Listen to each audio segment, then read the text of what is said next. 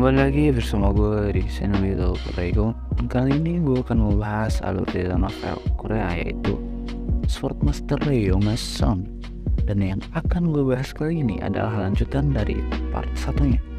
Buat kalian yang belum nonton part satunya, gue saranin untuk nonton dulu biar ngerti alur ceritanya.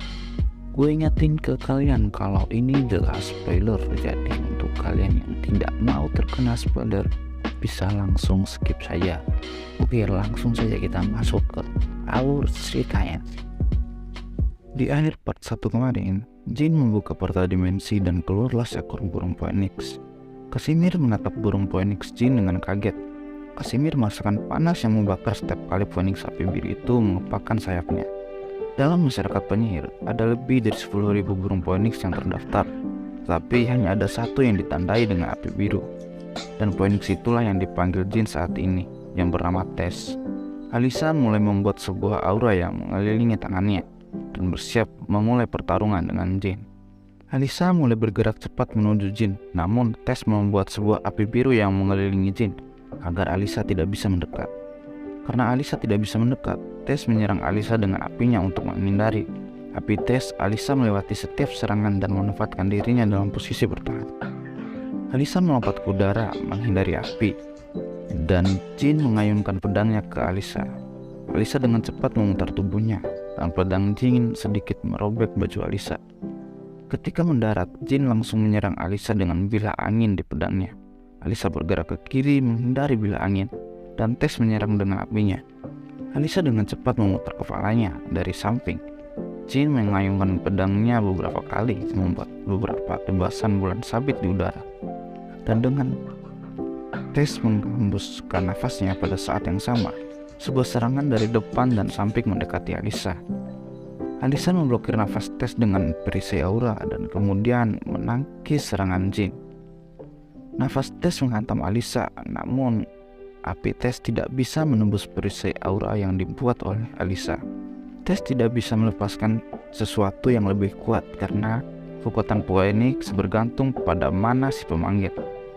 Alisa menangkap pedang Jin. Meskipun dia melindungi tangannya dengan aura, darah keluar dari tangannya. Namun itu tidak cukup untuk memotong jarinya. Setelah Alisa menangkap pedang Jin, Jin menyerah pada pedangnya dan memposisikan dirinya kembali sebagai penggantinya. Dia meletakkan api besar di ganggang pedang. Alisa terlalu fokus dengan api Tess dan tidak menyadarinya. Alisa tidak dapat bereaksi dan mengaku kalah. Casimir yang menyaksikan pertarungan itu tidak menyangka kalau Jin akan menang dan mengatakan dalam hatinya bahwa surat berikutnya akan menarik buat patriark. Kemenangan itu dirayakan dengan semua sahabat Jin ditikan. Selama pesta, semua orang mengetahui bahwa Jin memanggil Tess sang phoenix dan mengalahkan Alisa. Murakan dan Kui Kantel kaget mendengar nama Tess sang phoenix api biru disebut. Murakan menyuruh Jin untuk memanggil Tess. Jin memanggil Tess. Kui Kantel berlutut dan memberikan salam hormat kepada Tess sang penguasa dimensi api. Murakan tampak seperti bertemu dengan seorang guru tua yang memiliki sejarah buruk dengannya. Semua orang kaget dengan pemandangan yang mereka lihat, di mana dua sosok naga yang sangat ditakuti itu memberikan rasa hormat kepada phoenix yang dipanggil oleh Jin. Percakapan Tess dan Murakan tidak dapat didengar oleh manusia termasuk Jin, dan Tess menyuruh Murakan untuk menyampaikan sesuatu kepada Jin sambil mematuk kepalanya. Jin melepaskan mantra pemanggilnya dan Tess kembali ke dalam dimensi api. Jin kaget dengan kedekatan Tess sama kedua naga itu dan menanyakan apa yang mereka bicarakan.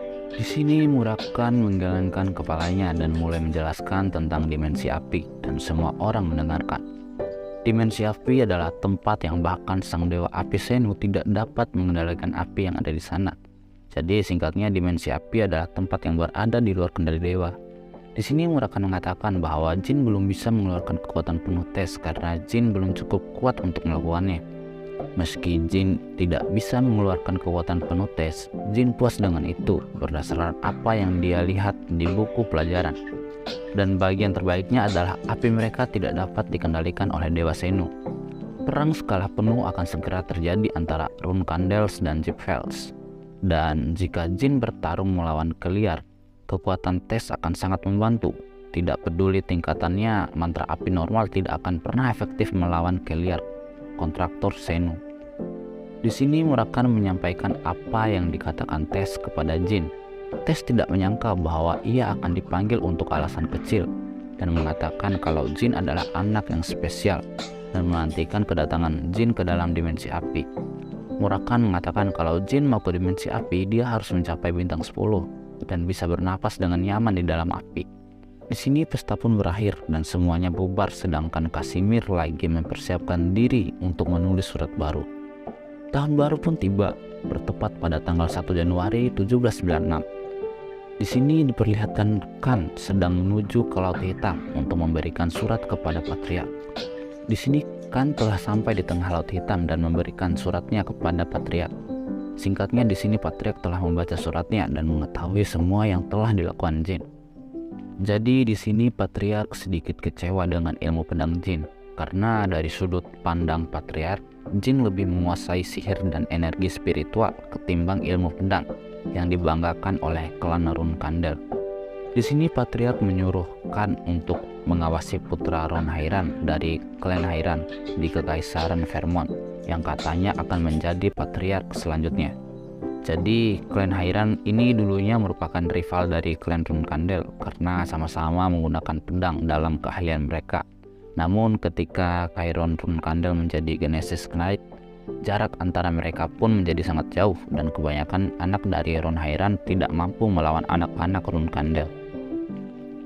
Sekarang dari klan Hairan terlahir seorang anak bernama Dante Hairan yang berbakat, yang melampaui semua anak di usianya dan dianggap akan menjadi Patriark harian selanjutnya. Di sini Khan mengatakan bahwa mereka mendapat informasi mengenai Dante baru-baru ini, bahwa Dante Hairan akan mengikuti kompetisi arena kosmos dengan nama palsu. Kosmos Arena adalah kompetisi yang diselenggarakan oleh para perompak, dan Mary sempat mengikuti kompetisi itu dan mendapat posisi kedua. Namun dalam 2 bulan dia kembali lagi untuk balas dendam. Di sini Patriark menyuruh Khan untuk mengirim Jin ke Kosmos Arena untuk melawan Dante Hairan. Tentu saja Jin tidak bisa menggunakan ketiga kekuatannya dalam kontes itu. Dia bisa masuk sebagai penyihir dan hanya menggunakan sihir, atau dia masuk sebagai knight dan hanya menggunakan ilmu pedang. Dan Jin tidak bisa melawan Dante hanya dengan pedang. Chiron ingin merangsang Jin melalui Dante. Phoenix dan sihirnya bagus, tapi Chiron ingin Jin memprioritaskan seni pedang. Di sini Khan mengerti dan akan menyampaikan kepada Casimir lalu pergi. Di sini Jin terus berlatih ilmu pedang dan mengayunkan pedangnya sebanyak 10.000 kali. Di sini Casimir datang dan memberikan selembar kertas kepada Jin. Kertas itu berisi mengenai Kosmos Arena dan Casimir menyuruh Jin untuk mengikutinya karena ada Dante Hairan di sana sebagai lawan yang cocok buat Jin. Dari sepengetahuan Jin, Kosmos Arena hanyalah taman bermain bagi para perampok. Faktanya, sebagian besar pesaing adalah sekitar bintang 2 hingga 3. Di sini Casimir mengatakan bahwa Kosmos Arena lebih berbahaya daripada yang Jin pikirkan. Kosmos Arena tidak memiliki aturan, termasuk pembunuhan. Tidak ada batasan lain untuk senjata dan alat khusus. Itu adalah kompetisi gila yang memungkinkan pembunuhan bahkan sebelum pertarungan. Menurut Casimir, itu adalah kontes yang kotor dan rendah, salah satunya ditandai dengan perkelahian kotor yang memikat penontonnya untuk minum dan berjudi. Di sini Jin bertanya untuk alasan apa Dante masuk ke sana. Casimir pun tidak tahu dan hanya menduga mungkin Dante ingin menguji ilmu pedangnya untuk melihat apakah pedangnya akan bersinar dalam kegelapan tipu muslihat jahat. Di sini Jin ingin melawan Dante dan akan mengikuti Kosmos Arena.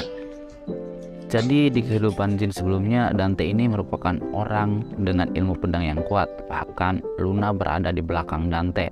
Makanya Jin ingin mencoba melawannya.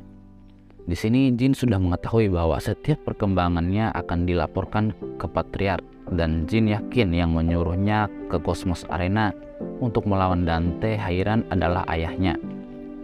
Arena Kosmos diselenggarakan di sebuah pulau di selatan kerajaan Belar. Itu tepat di luar wilayah Belar. Jadi lautan di sekitarnya adalah taman bermain para bajak laut. Jin pergi sendirian ke pulau itu. Dia tahu apa yang diinginkan ayahnya, yaitu untuk sendirian menyapu kompetisi itu dengan pedang. Di sini Jin tiba di arena dan mulai mendaftar dengan formulir yang diisi oleh Casimir. Di sini si resepsionis menyuruh Jin untuk pulang karena pendaftaran sudah lewat. Jin mengatakan kalau penutupan seharusnya saat matahari terbenam. Resepsionis yang memiliki badan besar itu mencoba untuk berdiri dan mengusir Jin. Jin menendang meja ke samping. Saat pria itu mencoba berdiri, Jin membanting tinjunya ke ubun-ubun kepalanya. Di tangan Jin ada formulir pendaftaran yang kusut. Jin memberikan formulir sambil melemparkan beberapa koin. Jin sedikit terkejut dengan sedikit pukulan. Dia bisa menjatuhkan kesatria bintang 4 terlatih. Pria itu menyerahkan selembar kertas kecil yang tertulis di atasnya, grup 13, Jin Grey. Di sini Jin mulai masuk ke dalam dan bertemu salah satu penjaga arena, dan penjaga itu mengantar Jin menuju grup 13. Pemandu itu mengatakan bahwa grup 13 akan bertarung besok dan menyuruh Jin untuk menonton grup lain jika bosan.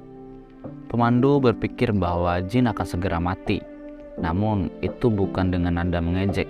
Jadi Jin hanya berjalan melewatinya dan mulai memilih kamar. Di sini Jin membuka salah satu sel kamar yang di dalamnya ada 3 orang. Salah satu orang menyuruh Jin pergi karena sudah ada 3 orang di sana. Ketiga pria itu berusia pertengahan hingga akhir 20-an. Mendengar sikap mereka dan melihat postur tubuh mereka, Jin menyimpulkan bahwa mereka hanyalah beberapa gangster kecil. Jin menatap mereka dan mengatakan mulai hari ini dia akan menggunakan ruangan ini sendiri dan menyuruh mereka bertiga keluar dalam hitungan ketiga. Ketiga orang itu tidak menghiraukan apa yang dikatakan oleh Jin. Jin pun mulai menghitung sampai 3 dan 2 pukulan, 1 lemparan gulat. Semuanya mengakibatkan tulang retak, tenggorokan hancur, dan bahu terkilir. Ketiga gangster itu bahkan tidak bisa bereaksi terhadap serangan cepat Jin.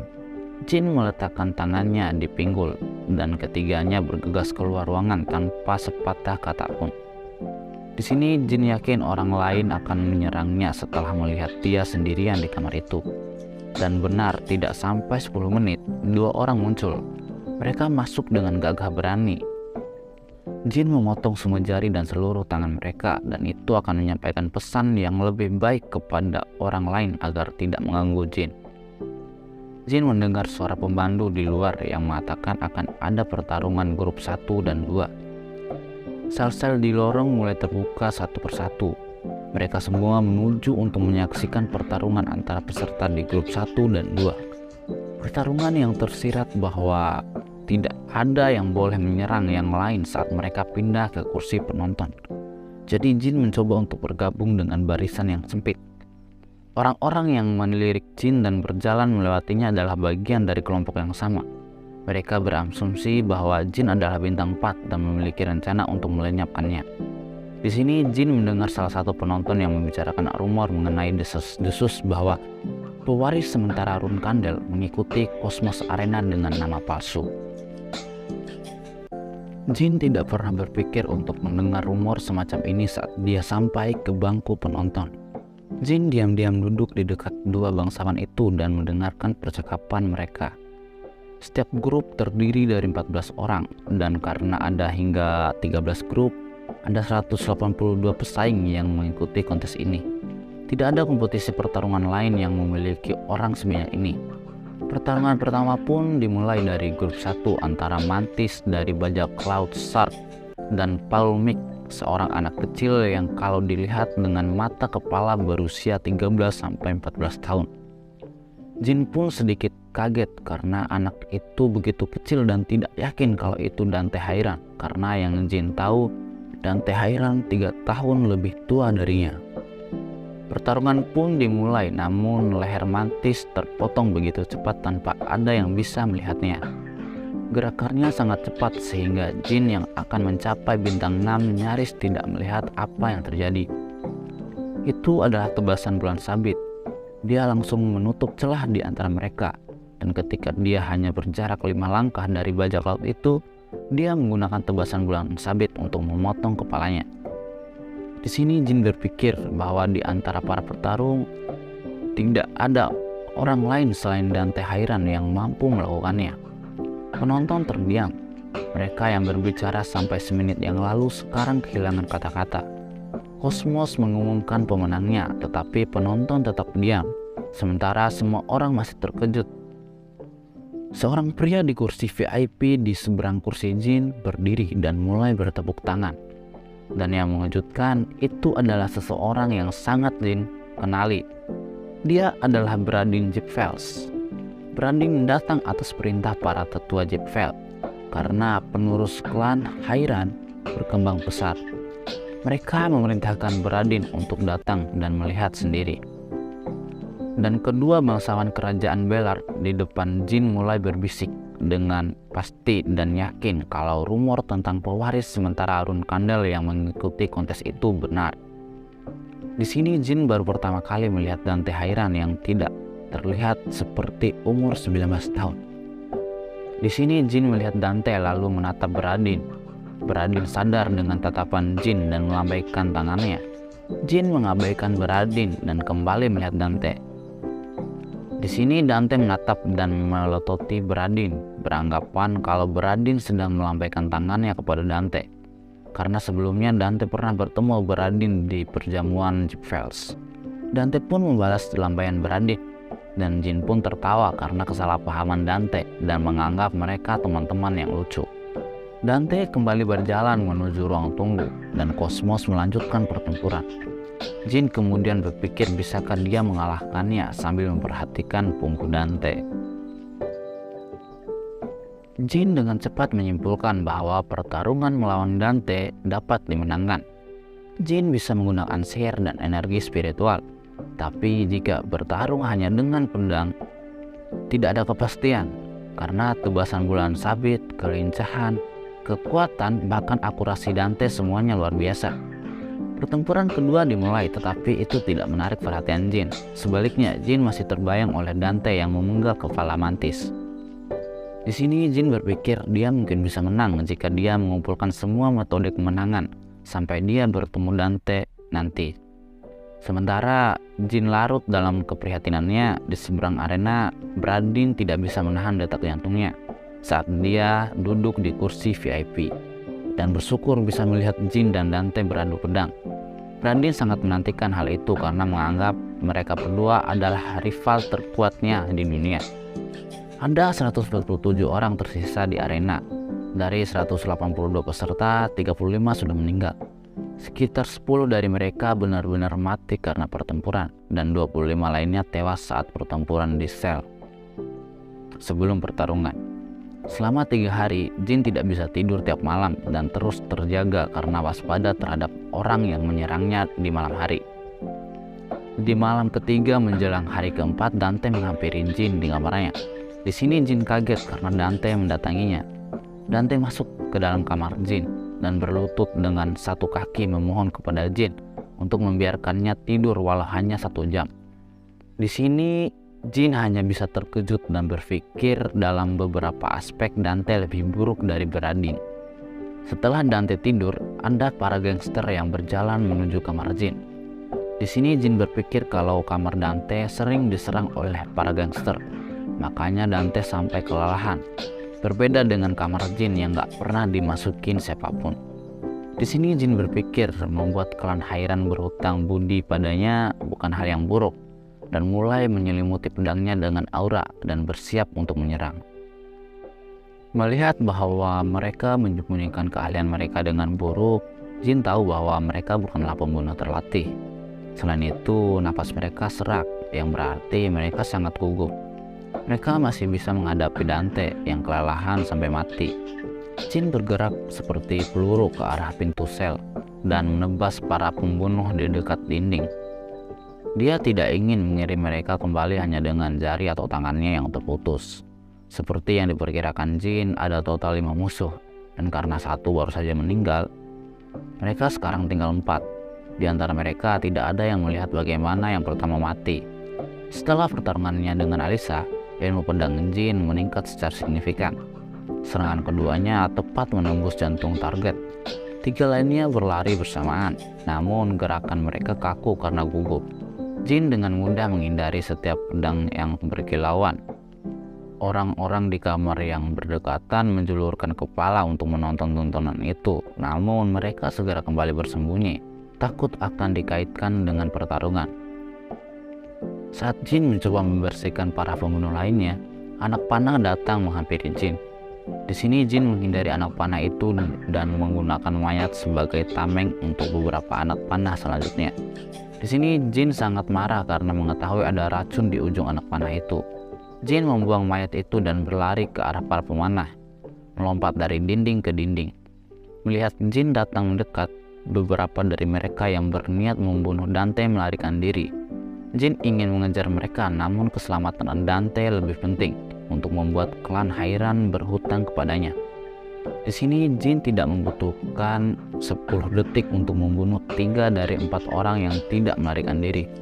Jin hanya memukul pemanah terakhir untuk membuatnya pingsan.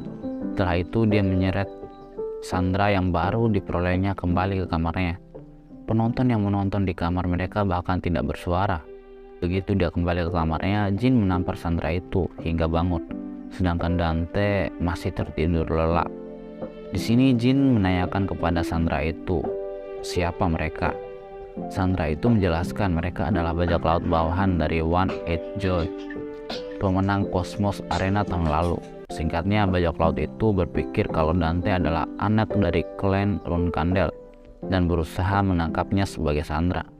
Di sini Jin mengingat kehidupan dia sebelumnya kalau Dante pernah disandra oleh bajak laut dan klan Hairan menembus Dante dengan harga yang mahal yang membuat konflik internal klan Hairan. Di sini Jin tahu bahwa dia baru saja mengubah masa depan dan menyelamatkan Dante. Setelah selesai menginterogasi bajak laut itu, Jin memotong jarinya dan menyuruhnya pergi. Jin duduk kembali dan menunggu Dante bangun. Dante bangun setelah 17 jam, sekitar waktu makan malam. Dan begitu dia bangun, Jin menjelaskan semua yang terjadi sejak dia pingsan dan melanjutkan tentang seberapa banyak yang dia lakukan untuk menjaga Dante tetap hidup dan bagaimana dia menangkap 1 orang dan mengetahui tentang One Eight Joy serta gangster bajak lautnya. Di sini Dante merasa tidak masuk akal para bajak laut itu mengira dirinya Runkandel dan memberitahu Jin bahwa dia bangsawan klan Hairan dari Kekaisaran Vermont. Di sini Jin hanya mengangguk dan menghargai Dante yang menyembunyikan jati dirinya. Di sini Dante menawarkan hidupnya untuk Jin dan mulai sekarang, kapanpun Jin membutuhkannya, Dante akan bertarung di sisi Jin dengan nyawanya. Di sini Dante bersumpah demi namanya. Jin menyuruh Dante melakukan apa yang dia mau dan bilang kalau Dante harus menjaga Jin saat Jin tertidur dan membangunkannya ketika grup 13 mulai bertarung. Jin langsung tertidur seperti Dante. Pertarungan Jin keesokan harinya tidak jauh berbeda dengan Dante. Lawannya diperkenalkan dengan nama megah seperti Raja Iblis atau semacamnya. Tapi Jin hanya butuh 7 detik untuk membunuh mereka. Sekali lagi penonton terdiam dan Bradin memimpin penonton untuk bersorak. Putaran yang tersisa di babak penyisihan berjalan dengan cepat dan akhirnya tibalah babak final. Seluruh penonton menunggu penampilan Jin dan Dante. Bradin keluar untuk menonton tanpa tidur sedikit pun karena gelisah.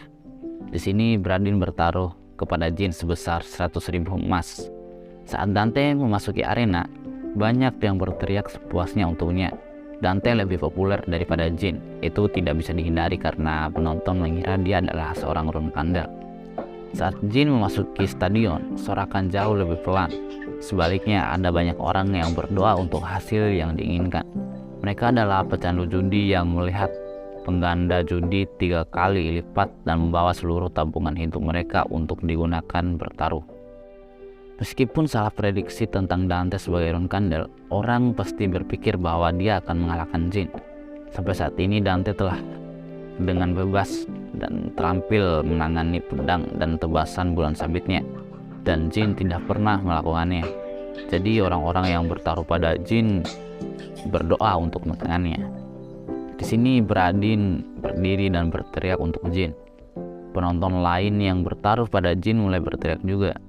Jin merasakan tekanan yang signifikan bukan karena para penjudi yang mempertaruhkan nyawa mereka, tetapi karena dia tidak yakin apakah dia benar-benar bisa mengalahkan Dante. Keduanya saling berhadapan dengan ekspresi tenang. Tidak seperti pertarungan mereka yang lain, mereka dengan sengaja meninggalkan 30 langkah di antara satu sama lain. Satu langkah lagi akan berada dalam jangkauan yang mencolok. Pertarungan pun dimulai, mereka sama-sama menyelimuti pedang mereka dengan aura. Jin tidak bisa mengambil langkah pertama seperti biasa, bahkan tanpa beradu pedang, dia tahu ilmu pedang Dante lebih baik darinya. Dia merasakannya sejak pertama kali menyaksikan pertarungan Dante. Dante juga tidak bisa menyerang lebih dulu, tetapi bukan karena dia pikir Jin lebih baik. Anehnya, Dante merasakan sesuatu yang tidak menyenangkan, namun ia tidak tahu apa itu. Setelah mencapai bintang 7, ini adalah pertama kalinya Dante merasakan ketidakpastian saat berada di hadapan bintang 6, dan dia jatuh ke dalam dilema. Dante tidak pernah berpikir bahwa dia akan kalah dari Jin. Di sini, Dante memiliki firasat kalau Jin sudah menyiapkan sesuatu untuk melawannya. Dante melangkah maju. Dia memilih untuk mengambil tindakan pencegahan daripada menutup celah pada menyelesaikan pertarungan dengan cepat. Pada saat itu, Jin tersenyum dalam pikirannya. Jin sudah merencanakan metode untuk mengalahkan Dante. Dia juga tidak pernah berpikir untuk kalah dalam pertarungan ini. Dante menyerang dengan sangat cepat, seperti menghilang. Dante menyerang Jin dari atas dan Jin mencoba menahannya. Dan mereka pun saling beradu dan menghasilkan bunyi yang sangat keras. Jin langsung mundur untuk menghindari Dante. Dante sedikit kecewa karena serangannya tidak berhasil. Pertarungan bisa selesai pada ayunan pedang pertama. Seluruh tubuh Jin merinding dan punggungnya dipenuhi keringat. Sementara itu Dante terlihat sangat riang. Meski sedikit terkejut, Jin bisa merasakan bahwa dia meningkat dan berkembang pesat.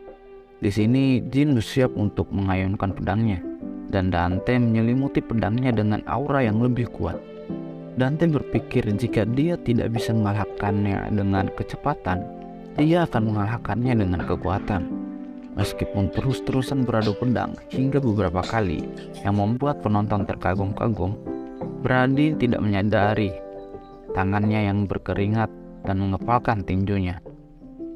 Pada awalnya, Jin tampak seperti didorong ke sudut. Namun, saat setiap detik berlalu, dia mengejar tempo Dante. Ketika mereka melakukan sekitar 20 ayunan, keduanya tampak seimbang. Tidak peduli seberapa berbakat Dante, tidak mungkin seorang anak berusia 19 tahun bisa melampaui kecepatan dan kekuatan Alisa, mantan agen pasukan khusus Vermont. Rencana Jin untuk mengalahkan Dante sangatlah sederhana. Dia akan memanfaatkan daya tahan untuk melawan Dante. Jin merasakan kalau stamina Dante sangat lemah. Tubuh Dante tidak melengkapi keahliannya, dan itulah kelemahannya. Dia berusia 19 tahun tetapi terlihat sekitar seperti 13 atau 14 tahun. Dia memiliki fisik yang kecil, yang membuatnya sulit dipercaya bahwa dia berusia 19 tahun. Dia dapat meningkatkan kekuatannya dengan aura, namun mengubah daya tahannya berada di luar jangkauan kemampuannya. Jika staminanya sebesar keterampilan pedangnya, maka dia tidak akan pernah meminta bantuan Jin. Di sisi lain, Jin diberkati dengan fisik terkenal klan Ronkandel. Kekuatan fisik, daya tahan, tingkat pemulihan, dan kelincahannya melampaui sebagian besar umat manusia. Stamina Dante tidak ada bandingannya dengan Jin. Dante selalu berusaha mengatasi kelemahannya, meneteskan darah dan keringat. Dia juga melakukan pelatihan dalam jumlah yang tak terbayangkan. Karena itulah Dante sulit menyadarinya bahwa dia masih kekurangan satu sifat utama dibandingkan dengan anak berusia 16 tahun di depannya. Dikalahkan oleh bakat bawaan. Pedang Dante membelah paha Jin. Itu bukan luka yang dalam, tapi darah masih berceceran. Jin menggertakkan giginya. Itu sudah dekat. Jika sedikit lebih dalam, itu akan berakibat fatal. Meskipun sepertinya Jin kalah dan Dante tidak peduli, tidak mungkin Dante akan melupakan rencana Jin. Pada akhirnya, dia akan menemukan cara untuk mengungguli rencana pertahanan Jin. Semua penonton yang mempertaruhkan uang mereka pada Dante mulai berteriak dan menjerit. Di mata mereka, Jin tampak seperti dipukuli seorang diri. Jadi mereka mengira pertempuran akan segera berakhir. Di sini Dante menyadari bahwa Jin memiliki stamina lebih banyak darinya. Di sini Dante mengetahui bahwa Jin seorang rune kandel yang memiliki bakat bawaan dengan daya tahan yang kuat. Dante memanggil Jin dengan nama aslinya dan Jin pun tersenyum. Di sini Jin merasakan kalau Dante sudah mulai kelelahan dan mulai menyerang. Saat energi dan teriakan penonton terus memenuhi arena, kali ini Jin menyerbu ke arah Dante. Para penonton yang menaruh uang mereka pada Jin berdiri dan berteriak. Jin yang bertahan selama pertarungan mulai menyerang, dan Dante mulai menengok ke belakang untuk melihat di mana kesalahannya. Dante tidak dapat mengetahui bahwa apa yang dia rasakan adalah karena dua kemampuan Jin yang ditekan, yaitu energi spiritual dan sihir. Jika Jin menggunakan kemampuan itu, Dante bahkan tidak akan memiliki kesempatan. Di sini Jin mengayunkan pedangnya dengan sekuat tenaga dan memulai serangannya, dan Dante terpukul mundur oleh serangan Jin. Jin hanya melakukan satu gerakan dalam setiap serangannya. Ayunan itu ia latih 10.000 kali dengan usaha maksimal setiap hari. Di sini Dante menganggap Jin adalah monster yang bahkan bisa memukul mundur dirinya dengan ayunan yang sederhana. Di sini Dante terus bertahan dari serangan Jin yang terus-terusan. Dante berpikir untuk menyerang Jin dengan teknik rahasia klannya. Namun Dante ragu karena itu bisa membuat Jin terbunuh. Dante ragu untuk membunuh Jin karena Jin adalah penyelamat dan bahkan sudah dianggap teman oleh Dante. Di sini Jin mengetahui bahwa apa yang membuat Dante ragu untuk menyerangnya dan berkata kepada Dante bahwa dia adalah Jin rune kandel dan jangan pernah meremehkannya. Keduanya sempat berhenti bergerak, namun penonton terus berteriak dan menjerit mendengar kata-kata Jin. Dante merasa malu. Dalam situasi apapun, menolak untuk menyakiti lawan berarti kegagalan. Sebagai seorang pejuang, itu memalukan saat menghadapi musuh, dan bahkan lebih tidak sopan di depan lawan yang layak. Dante meminta maaf kepada Jin karena bersikap lunak kepada lawan yang ia hargai. Dante mengacungkan pedangnya ke arah Jin, artinya mengayunkan pedang untuk menunjukkan rasa hormat satu sama lain. Jin menggunakan pedangnya untuk mengetuk pedang Dante, mengeluarkan suara lembut dari logam yang mengenai logam. Mereka secara bersamaan menarik napas dalam-dalam. Sulit untuk mengatakan siapa yang menyerang duluan saat mereka beradu pedang. Tidak seperti ketukan pedang mereka yang hormat pada awalnya, benturan pedang mereka menyebabkan percikan api yang menyilaukan.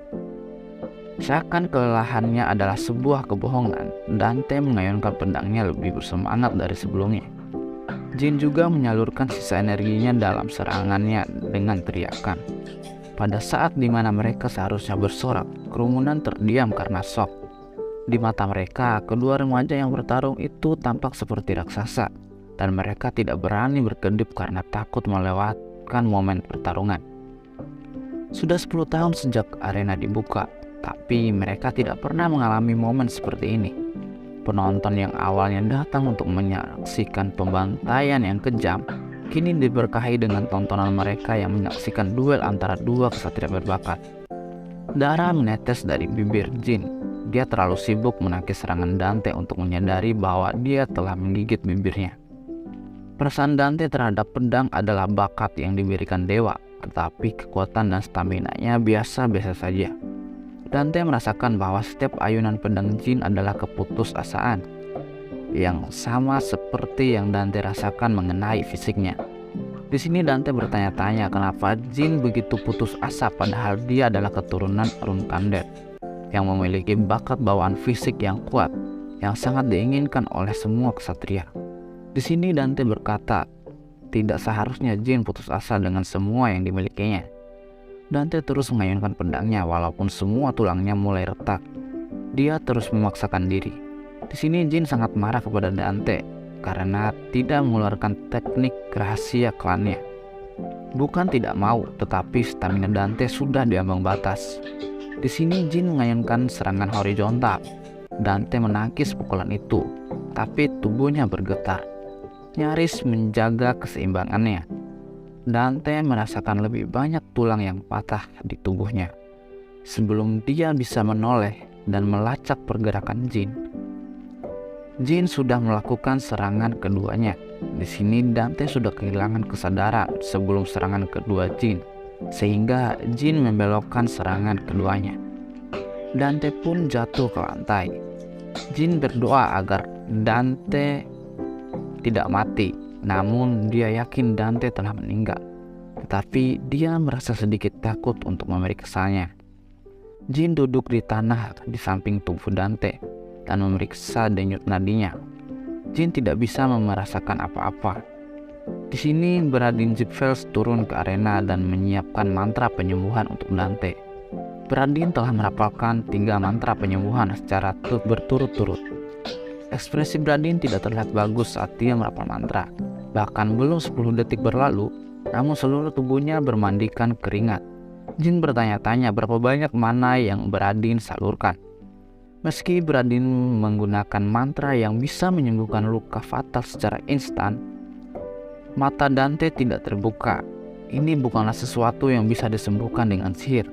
Semua bagian dalam Dante sangat kacau. Tidak ada satu tulang pun yang utuh. Nyatanya tubuh yang rusak terbakar dengan aura.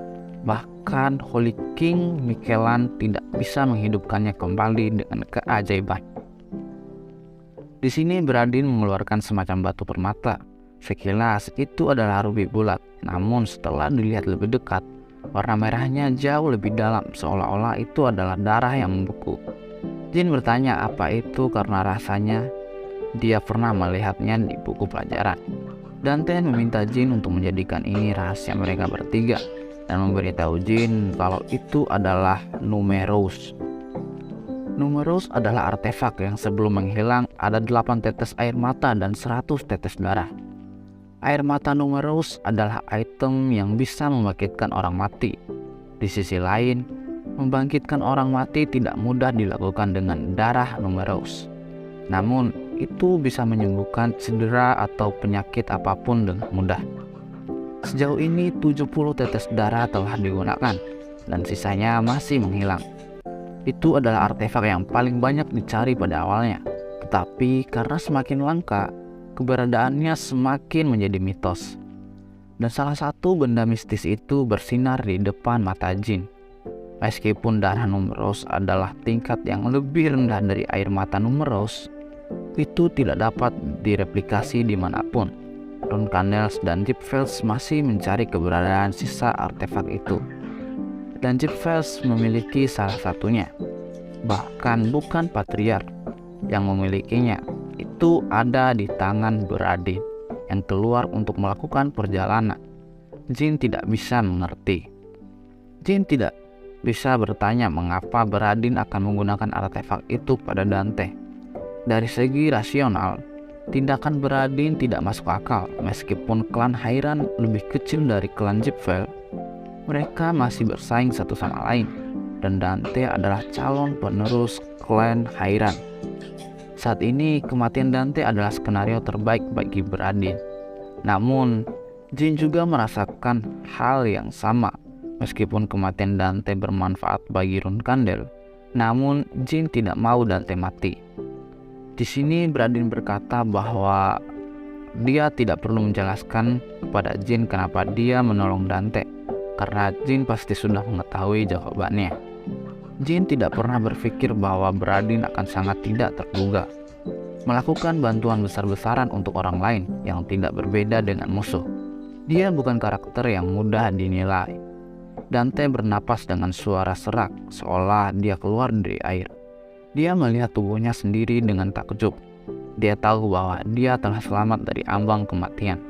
Di sini Bradin mengajak Jin dan Dante untuk minum setelah acara penutupan. Singkatnya, mereka bertiga berkumpul di kamar Jin dan minum bersama. Karena Jin menjadi pemenang Cosmos Arena, dia mendapatkan 2 hadiah, yaitu kotak harta karun yang isinya random dan 1000 kantong emas. Di sini Jin memberi kantong emas itu kepada Dante, dan Dante menerimanya sebagai hadiah kenang-kenangan. Di sini Bradin juga ingin mendapatkan hadiah kenang-kenangan dari Jin karena dia telah melakukan hal yang spesial hari ini. Di sini Jin membuka kotak harta karun dan mengambil isinya, sedangkan kotaknya dikasih ke Bradin.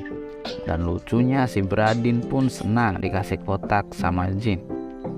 Isi kotak itu adalah peta harta karun topografi yang digambar dengan buruk dengan garis X di tengahnya. Di sini Jin berkata kepada Dante untuk bersiap jika mereka bertemu lagi. Di sini Bradin juga berkata bahwa dia sedang menunggu hari di mana mereka semua memimpin klan mereka masing-masing dan melakukan pertempuran legendaris.